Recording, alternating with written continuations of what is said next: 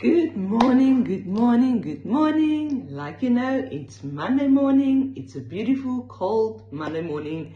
And I'm excited to share keys of faith with you today. Well, first of all, we had our Women's Day on the 9th of August and it was phenomenal. We are excited for what God is doing in our families, in our community, but also among the ladies of this nation and every other nation around us. And I thank God for touching the lives of so many women. Well, I was thinking and really just pondering on a few things over the weekend, especially after Women's Day. And I realized many people, they exist, but they don't live. And God didn't create us just to exist, but not to live. It's like they've lost vision. And we know that Proverbs 28 verse 18 says, without a vision, my people perish. That word perish means my people go astray, they die, they are bound, and they run wild. Now, many people is in the place where they are bound. They are stuck in a place where they don't know how to get out of. And many times it's because they lost focus. Because one thing about focus is focus brings freedom. Because when you are focused on something, when you are focused on a dream, a vision that God has placed on the inside of you, it doesn't matter what is happening on the outside. You will focus and you will run with it. Doesn't matter if it's the impossible dream, like they say, because we know with our God, nothing is impossible. Maybe you have a business and your business is not growing and you feel stuck. Maybe you have a ministry, the ministry is not growing and you feel stuck. Maybe you have a family and your family is not going anywhere and you feel stuck. But let me tell you, go back to the place of vision, where you can know that you know what God is saying about your life and what is said about your life, so that you have something to focus on. And when you focus on that very thing God told you, do you know what? It will unstuck you and it will bring freedom to your condition. I know this year we spoke from condition to position, but many people, because they lost focus of what God is saying concerning themselves, they come to the place of stuck. They accept their circumstances. They accept where they are because they have nothing to look forward to. You know, I heard somebody saying, this is very true. You can have a car and the car can have an engine and you can have the steering wheel. You can have petrol in South Africa, gas in America, and it can have the perfect wheels, the flickers can work, the brake, we still have manual cars, the shift gear can work. Maybe you've got an automatic and your petrol works and your brake works and everything works in the car. But there's one problem. It's a day that it's raining, it's pouring. Your wipers is not working. If your wipers is not working, clearing the vision of your car, you're not going anywhere. And that is the same in life.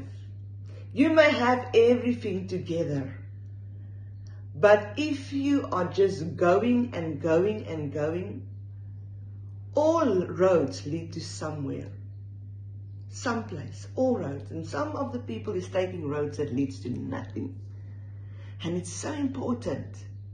And I really believe it's the cry of the Father's heart, that you have a life and have it in abundance, that you're not that person that is blind. You are not that person that is running wild and that is dead and that is stuck spiritually and not going anywhere. But you're just walking and walking and walking and you don't know where to. But you're that person that have vision like an eagle. And you are shooting sharp. And you are shooting for the bullseye. I will always bring Dr. Gustav in this. Why? Because he taught us to focus. He taught us to die to the opinion of people. He taught us to have vision for our lives. I might have shared this one day, but myself and my sister, we were trusting God for bicycles. Now, bicycles that time, they were expensive, but not as expensive as today.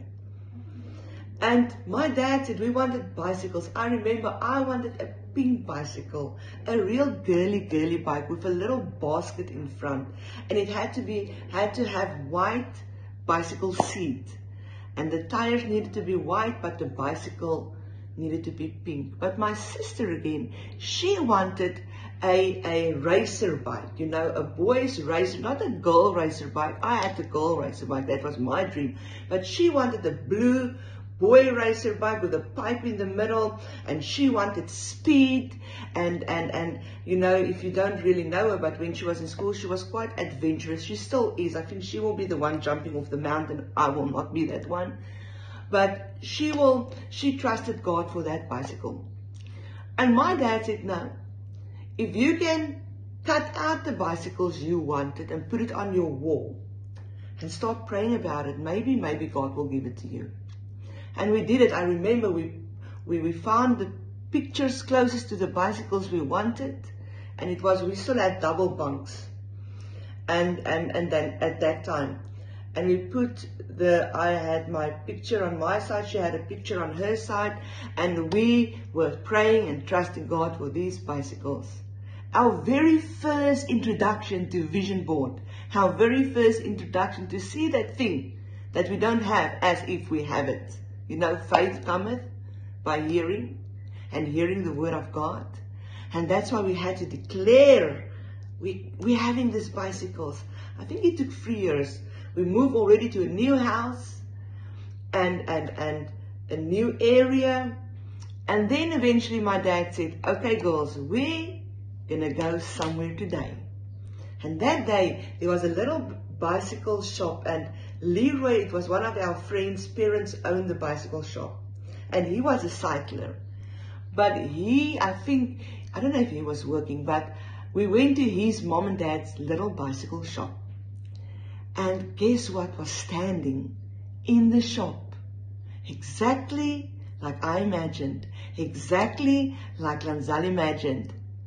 Guess what was standing? Yes, you are right. A blue racer bike and a pink girly bike. Just exactly what we were trusting God for. Exactly. We didn't want a bomber bike or a BMX like we will call it. We wanted a racer bike because we had sharp vision of what we wanted. Focus. We were so focused in what we wanted. Immediately when we walked in the store, we didn't look at other bikes. We weren't distracted because we knew what we wanted and we knew what we are trusting God for. And that is what I want to say to you. To be free, get your focus right. Ask God, Lord, what are you saying concerning my life? Ask God concerning your life. Write it down. Write it down. Get a vision board. I want to show you something in my office quickly. And I really want to show it to you just to motivate you. And I usually don't do this, but I'm going to do it today.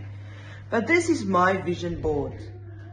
My dream board of nations that I want to go to.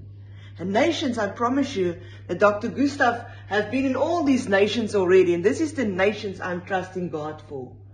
And I know it's going to happen. Why? Because I see the vision. I pray about the vision. And I declare the vision. And I have been to many of those places already. And I'm going to go to more places. And that is what you need to do. Get your vision down. And I want to say to you, God is your limit. God is your limit. Thank you that I could share keys of faith with you today. And pray for Dr. Gustav. He's on his way to Asia again to minister the word of God. He will be back in South Africa about a week and a half. Then he will fly out to America to go do the work of the kingdom over there. And we trust in God for great and mighty things in your life, in this ministry. And remember, if you're on Sharp Road, don't forget to go say hello to Apostle Frank, Pastor Gina, and the team. Sharp Road, Louisiana, 7 o'clock tonight. Remember, God bless you, He keeps you, He surrounds you, and there's favor over you. Till next time.